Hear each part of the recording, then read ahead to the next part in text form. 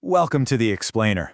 Today, we're tackling what is easily one of the most fascinating what-if scenarios in global history. I want you to imagine waking up in a world where India was never ruled by any European power, no British Empire setting up outposts, literally no East India Company taking control. So it immediately begs a really powerful question, doesn't it? Would India be richer today, or just completely different in ways no one ever expected? The answers we're going to explore in this alternate timeline might completely change the way you think about history, the modern world, and honestly, how nations are actually built. Okay, let's just lay the groundwork real quick. By definition, colonization is when one country takes political control of another. And yeah, usually it's to exploit it economically. Now, while a bunch of European powers traded with India over the centuries, the British ultimately became the dominant force. But for this explainer, we're going to imagine an alternate history that completely removes that dominant colonial force from the equation. Part 1. The pre-colonial baseline. Before foreign rule came in and changed everything, India's importance in the global economy was massive, like truly massive. Back in the 10th century, we see the rise of these incredibly wealthy, diverse kingdoms all across the subcontinent. By the 15th century, it is basically the buzzing center of global commerce for spices, textiles, and precious metals. And then, by the 17th century, we're seeing absolute peak advances in art, science, mathematics, and some seriously stunning architecture. India was a driving engine of the globe. But what if we split the timeline right there, right at that moment of intense prosperity? What if this incredibly wealthy path had just continued entirely without foreign rule? This right here is our point of divergence. Part 2. The ripple effect on economy and technology. Imagine this alternate timeline, where development is totally organic. We're talking local industries, stuff like textiles and metallurgy, just continuing to grow independently and industrializing completely on their own terms. And what about railways? Well, instead of railways being built to just extract resources to the ports, they'd be built by local rulers specifically to connect the interior and boost domestic trade. Native educational systems would expand naturally, and science and innovation, that would be driven entirely by local needs and challenges. The contrast here is wild. Historically, the colonial reality meant an economy heavily based on resource extraction, actively siphoning wealth right out of the subcontinent.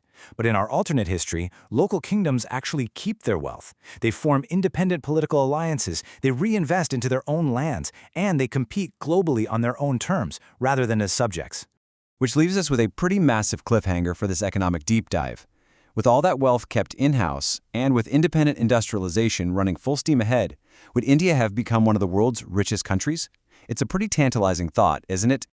Part 3. A different cultural evolution. This kind of economic independence, it builds a completely different kind of society. You'd see the preservation of incredibly diverse traditional languages, rather than English just sweeping in as the main administrative tongue. Indigenous literature and local festivals would evolve completely uninterrupted. Native clothing and music would absolutely dominate the daily mainstream culture. And architecturally, our cities would showcase a progression entirely unique to local kingdoms, completely uninfluenced by European colonial styles. Now, to be clear, it's not like society would just freeze in time. Cultures naturally change, right? They adapt, they modernize, but the absolute crucial takeaway here is that those shifts over the centuries would have been driven by internal trade, local kingdoms interacting with each other, and just organic evolution, rather than forced assimilation or foreign cultural imposition. Part 4. India in the modern, alternate world. Let's fast forward a bit. Imagine how this uncolonized reality translates to our modern day. In global politics, instead of emerging from a colonial past, we might see a complex web of independent alliances based strictly on regional power dynamics. We could even be looking at a massively self-funded space race presence that kicked off decades earlier. For technology and business, imagine global tech hubs built entirely on native operating systems and coding languages. And militarily, the subcontinent might consist of incredibly diverse regional armies, or, who knows, maybe even a complex European Union-style defense coalition. It paints a seriously incredible, prosperous picture. But, we gotta ask the hard question here. Would it just be a perfect utopia?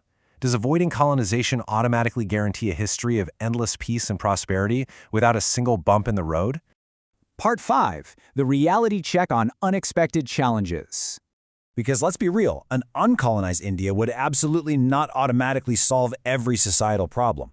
Without a single massive external enemy to unite against, there likely would have been intense, prolonged conflicts between rival kingdoms all vying for dominance. You'd have clashing political systems, think democracies right next door to absolute monarchies. You'd have fierce internal economic competition. And because of the deep regional differences in language, religion, and culture, there would be massive hurdles to ever achieving true national unification. And this brings up a pretty fascinating paradox. You see, the unified India that we know today, with its current borders and central government, was actually in many ways shaped by the administrative boundaries and the unifying pressure of pushing back against colonial rule. In our alternate history, without that external pressure cooking everything together, the subcontinent might have instead remained a complex web of totally separate sovereign nations. Or maybe just incredibly fragile political alliances, actually kind of a lot like modern-day Europe. Part 6. The Limits of Alternate History. The historical reality is that European powers originally showed up to the subcontinent just for trade, drawn by that immense wealth we talked about at the very beginning of this explainer. The pivot from trade to total domination was the result of countless, incredibly complex variables. We're talking shifting alliances, opportunistic treaties, and huge military advancements. So, as much as we love to theorize, historians can never perfectly predict an alternate future. The variables that shape a nation are just practically infinite. But hey, that doesn't mean this whole exercise isn't incredibly valuable. Exploring what could have happened really helps us better understand the choices and events that actually shaped the world we live in today. That's exactly why we do these explainers. By looking at what might have been, we gain a much deeper appreciation for the shared reality we actually live in, and those monumental historical forces that built our modern world. So, I'm going to leave you with this final provocative thought. Based on the whole shebang we've looked at today, from organic tech booms to potentially fractured kingdoms, how do you think history would have changed if India had never been colonized? Would it be a collection of hyper-wealthy independent states, a singular global superpower, or something entirely different? Keep exploring these what-if concepts, guys, because questioning the past is absolutely the best way to understand the present. Thanks so much for joining me on this explainer, and I will catch you next time.